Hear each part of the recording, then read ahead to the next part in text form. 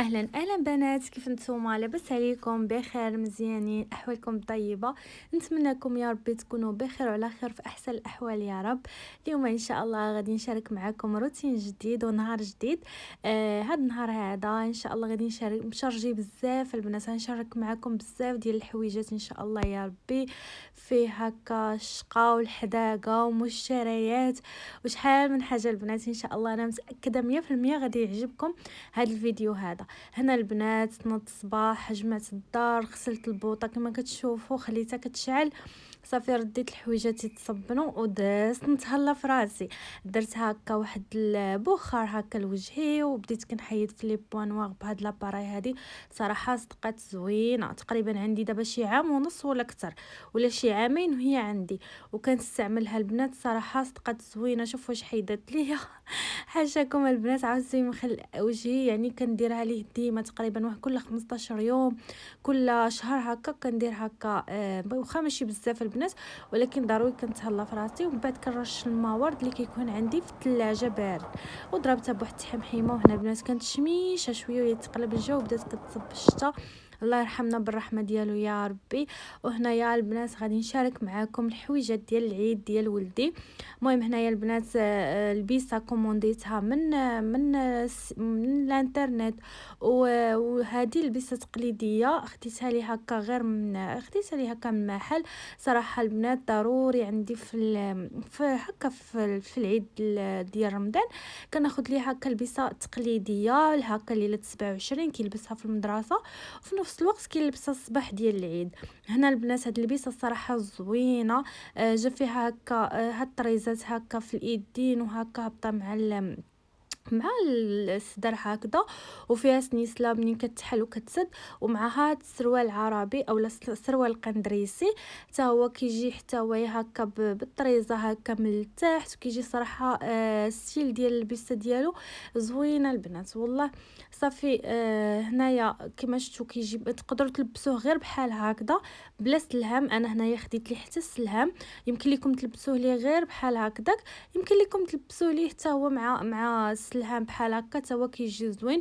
ونفس الطرزه تقريبا اللي في الجبادور كاينه حتى في هذا السلهام هذا. كيجي اللبسه ديالو زوينه، وكيجي هذا السلهام كبير وطويل الصراحه، وكيجي في اللبسه ديالو زوينه بزاف. وصافي هنايا كما شفتوا هذا اللون ديالو خضر ملكي، غير هو معرفتش علاش هنايا في التصوير كيبان بحال هكذا، اما هو خضر ملكي. كيجي اللوين ديالو زوين البنات. وهنايا خديت ليه معاها حتى بليغه وهاد الطريبيش هذا كما شفتوا كيجي زوين هكذا في اللبسه. ضروري بنات تقليدي عندنا باش هكا الوليدات كيفرحوا حتى في المدرسه. الصراحه كيطلبوا اليوم هكا باش يلبسوهم في ليله 27 كيفرحوا الوليدات مع بعضياتهم وهذا. وخديت لي حتى هاد البليغه في الخديدار بحال هكذا. صافي البنات هذه هي البسه التقليديه اللي خديتها ليه ويلبسها حتى الصباح ديال العيد. وبالنسبه للبسه اخرى اللي غادي يلبس هكذا نهار ديال العيد من ورا الفطور وهذا، كنعاود نبدل ليه حويجاتو كنلبسو وهنلبسو ان شاء الله هاد البسه هادي. ان شاء الله غادي نشارك معكم حتى الفيديو ديال العيد الا كتب الله. صافي هنايا جا السروال مقبوط من التحت بهذا الشكل هذا، وجا هكا سروال على شكل سورفيت عنده جويبات من الجناب، ومع هاد البيل هذا هو جا 3 بياس فيه. هاد البيل هذا حتى هو كاليتي ديالو صراحه زوينه. هاد الباج البنات اللي خديت من عندها هاد اللبسه هادي سباق لي تقديت من عندها لبسه لولدي حتى هي في العيد اللي فات. الصراحه عندهم كاليتي زوينه البنات ديال الحوايج. داكشي علاش هاد العيد هذا قلت اشنو غادي ندير منين غادي ناخذ فين غادي نخرج، خصوصا البنات في العيد كتكون الدنيا عامره ما عندك فين تخرجي. صافي وانا نكوموندي هكا من عندهم ثاني صدقات البسه زوينه من التحت هكا كما كتشوفوا فيها لاستيك، وفي اليديدات هما بحال الشكل ديال السروال، وكيجيو ستيل ديالهم زوينه البنات. صافي هنايا درت مباشره غادي نصايب واحد المحنشات. هنا خديت نص دجاجه، درت بصله، ربيع قزبر ما بين القزبر والمعدنوس، الهريسه، البزال، الخرقوم، سكينجبير، شنو سميتو مشات لي سميتها قرفه، والسمن، وكنوره ديال الدجاج. وصافي البنات غادي نخليهم يطيبوا مزيان مزيان. بعد غادي نحيد هذاك الدجاج، وهنايا هاد لاصوص هادي غادي نزيد عليها البصله اللي مشنفه بحال هكا تقريبا واحد 3 ولا 4 البصيلات، وغادي نخليهم يطيبوا حتى غادي يهبطوا مزيان مزيان مع بعضياتهم ويطيبوا ليا. صافي من بعد ما غادي تهبط ليا هذيك البصيله بحال هكذا البنات كما كتشوفوا في الفيديو، غادي نزيد عليها هنايا الماء الزهر، ماء الزهر، وغادي نزيد عليها العسل، اولا يمكن لكم تضيفوا سكر سنيده اولا ساشي ديال زهره البرتقال حتى هي كتجي فيها زوينه. انا هنايا ضفت الزهر وضفت العسل. صافي الحلاوه نتوما كتحكموا الحلاوه اللي بغيتو، حيت هاد المحنشات هادو كيجيو الميلونج ما بين الحلاوه والملوحه. الصراحه اي ماكله كتكون هكا فيها ميلونج ما بين الحلاوه والملوحه صراحه كتعجبني البنات، كتجي بنينه وزوينه. هنايا ضفت تقريبا واحد 3 ولا 4 البيضات اللي مخفوقين، وغادي نخلطهم مزيان مزيان هما كيطيبوا، ما نتوقفش من التحريك. تقدروا تحركوا بهكا بالطراب اليدوي حتى كيتندمج هذاك الخليط مزيان مع بعضياته.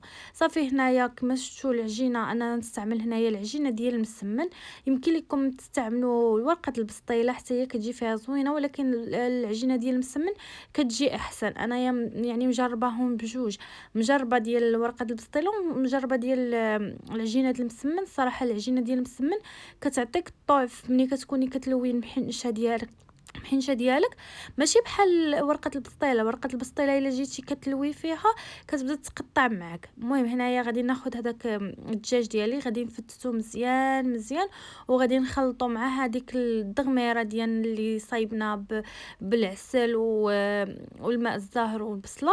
غادي نخلطها مزيان مع بعضياتهم مباشره. غادي نبدا نشكل فيهم. بصراحه انا كانوا باقي سخان، ولكن انا يا دغيا يعني زربت عليهم لانني تعطلت مع كما قلت لكم هكا. درت هذاك السوان وشنو سميتو دواشت، وهذا ما بقاش ليا الوقت باش انني نبقى نستنى العجينه الحشوه عفوا تبرد. نضعها هنايا غير في هاد الطبيسل هذا وغادي نخليها هكذا تبرد بين ما بديت كنقرص في العجينه ديالي. هنا غادي ندهن سطح العمل عفوا بالزيت. غادي ناخذ واحد الكره ديال العجين وغادي نبدا نسرح فيها بحال هكا كما كتشوفوا على سطح العمل حتى غادي يولي يبان ليا هكا الرخامه تولي تبان ليا في هذاك العجين. نطلقوا العجينه مزيان البنات باش هكذا ما تجيش معجنه ملي نصايبوا هذيك الحشوه ديالنا، وهذا ما تجيش معجنه. الطريقه البنات ديال المحنشه كتجي سهله وكتجي بنينه البنات.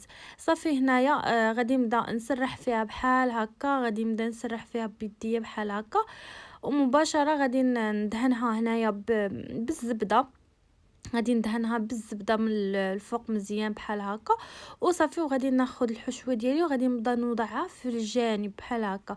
تقدروا تزيدوا حتى اللوز هكا تقليوه وتطحنوه وتزيدوه مع هاد الحشوه هادي، ويمكن لكم تكتفيو بها غير بحال هكا. كتجي بنينه البنات هاد الحشوه الصراحه كتجي بنينه. يمكن لكم تصايبوها حتى على شكل بسيطله حتى هي كتجي زوينه. انا كتعجبني هكا على شكل محنشه كتجي رائعه البنات. صافي غادي نوضع الحشوه هكا في الجوانب، ما نكثروش الحشوه عاوتاني بزاف البنات باش ما يتفرقعوش لينا. ونبداو هكا كنجمعوا بحال هكا كنلويو كنلويو كنلويو. وغادي نوصل انا هنايا للوسط وغادي نقطع العجين ونشكلها على شكل محنشه باش هكذا ما يجينيش فيها العجينه كثيره وتجي معجنه. فهمتوا البنات؟ هكذا كتجي العجينه يعني هكا كتجي مرقه وكتجي مقرمشه وما كتبانش نهائيا واش مصايبينها كاع بالعجينه. صافي هنايا غادي نجمعها بحال هكا على شكل محنشه كما كتشوفوا بحال هكذا. شتو البنات؟ صافي هنايا غادي ناخذ العجينه اللي بقات لي هذيك الطرف الاخر حتى هو غادي نصايبو بنفس الشكل. غادي ناخذ الحشوه حتى هو وغادي نوضعها فيه في الجوانب وغادي نجمعها بنفس الشكل اللي صايبت المحنشه هكذا الاولى. صافي هنايا البنات شديت الطاوله اللي غادي تدخل الفران دهنتها بشويه ديال الزيت ووضعتها حتى وبديت كنستف فيها هذوك المحنشات ديالي اللي صايبتها. غادي نوضعها في هذيك الطاوه. بالنسبه للفران البنات انا هنايا مسخناه من قبل على 250 درجه.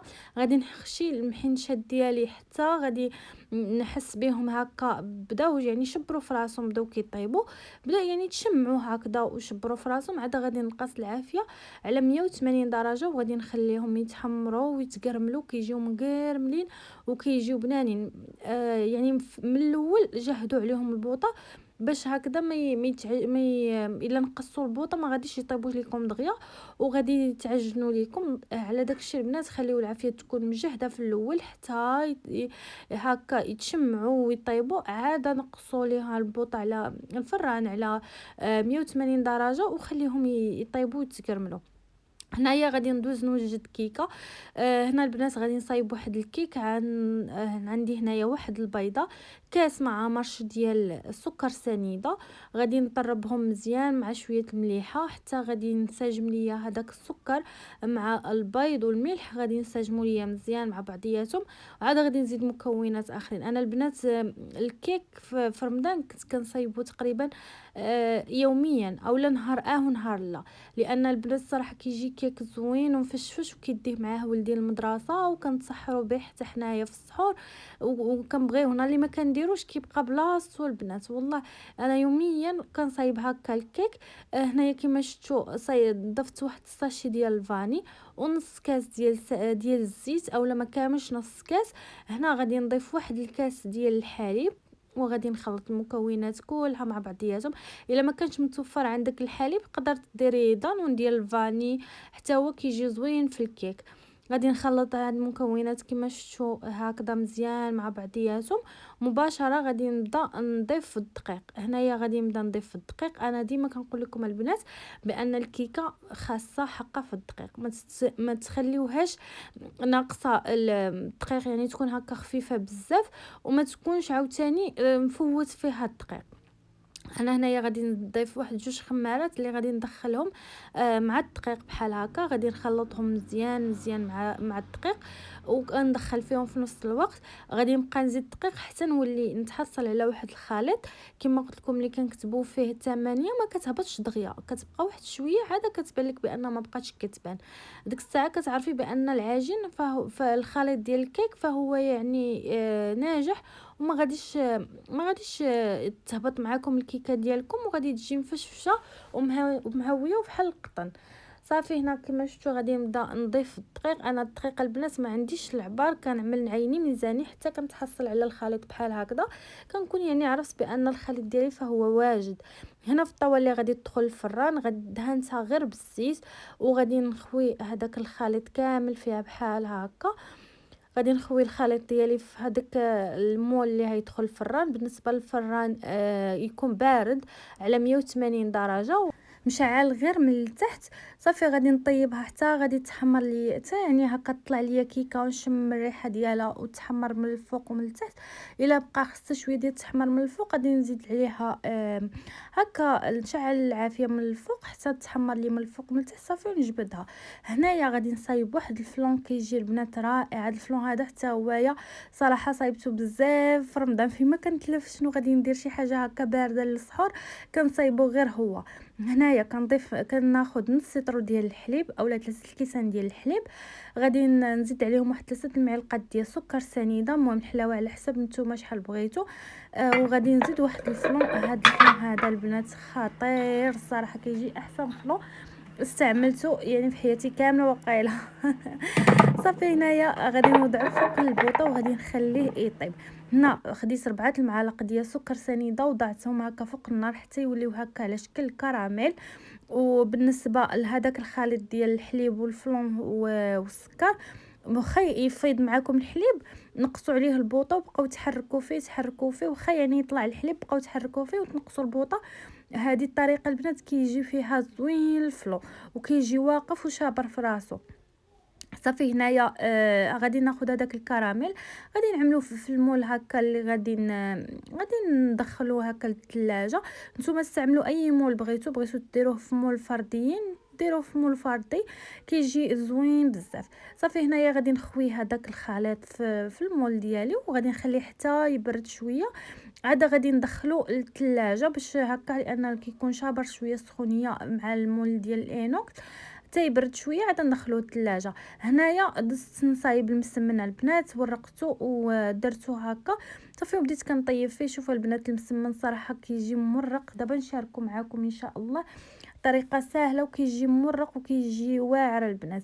صافي هنايا هذا هو المسمن ديالي. بالنسبه للفطور ديالنا اليوم صايبت مسمن صايبت هكذا الحصوه ديال البلبوله، صايبت هنا كيكه، هنا البنات كيكه ما دهنتها بحتى حاجه، خليتها بحال هكا لان ولدي ولا الا دهنتها باي حاجه الشكلاط كراميل اي حاجه دهنتها من الفوق ما كيبغيش ياخذ ليا الكيك. داكشي علاش صافي وليت كنخليه غير بحال هكذا صافي. وحطيت داكشي اللي قسم الله، وحطيت هكذا هاد المحنشات هادو البنات تا هما كيجيو رائعين وكيجيو بنانين الصراحه. كيستاهلوا التجربه. انا عندي ضروري في رمضان كنصايبه البنات هاد المحنشات، ضروري في رمضان الا ما درناهمش يعني كنبقاو نقولوا شي حاجه ما درناهاش خصنا نديروها هي المحنشات. صافي البنات كيجيو مقرمشين وبنان البنات. صافي هنا غادي نقسم معكم وحده باش تشوفوها هكا من الداخل، كيجيو زوينين وما كيجيوش معجنين نهائيا البنات، غير جربوهم انا متاكده غادي يعجبوكم. شوفوا البنات كيجيو رائعين وبنانين وما تشبعوش منهم. وصافي هنا البنات من بعد ما ساليت جمعت هاد المعنات وجمعت هاد الروينه هادي، ضروري اي وحده من ورا الفطور كتبقى جامعه هاد القرباله كامله ديال الماعن ديال الفطور كاملين. هنا البنات غادي نقول لكم هذا الفيديو غادي يتحط معطل لانه فات العيد، وانا يلا غادي نحط لكم هذا الفيديو. الصراحه نسيت وكنت مريضه في رمضان وكانت ضرتني يديا بزاف ومبقيتش قدرت نهائيا لان شقالت حتى حاجه. الصراحه كنت كنوجد الفطور كنوجدوها بزاف، وكان كيعاوني غير الزوج ديالي هو اللي كان كيعاوني في هكا في الفطور. ومني جيت ندير لكم مونتاج ديال الفيديو ديال العيد لقيت راسي مصوره هذا الفيديو وما درتش ليه مونتاج وما حطيتش لكم، وكان فيديو زوين. مني جيت نشوف لقيت فيديو زوين ومصوره كامل، خاصو غير المونتاج وما ما درتش ليه هكا مونتاج وحطيته لكم. وبقى فيا انني نحيدو صافي ما نحطوش ونحط لكم فيديو ديال العيد. وقلت نحط لكم هذا الفيديو هذا، ومن ورا هذا الفيديو نحط لكم فيديو ديال العيد ان شاء الله يا ربي. انا متاكده غادي يعجبكم هذا الفيديو، كله حماس وكله حداقه. وبقى فيا البنات انني نمسحو ونحيدو، وانا يعني صورت وضربت فيه تماره لان البنات التصوير راه فيها تماره، ماشي زعما كاين غير اجي وصور، راه فيه يعني التماره ديال انك تبقاي تصوري، ماشي بحال ملي كتكوني كتصايبي شي حاجه غير راسك في الدار هكا ما كتصوري ما والو. كيكون عندك ساهل على انك تبداي تصوري وانت كتشقاي ولا انت كتصايبي شي حاجه كتجيك صعيبه البنات.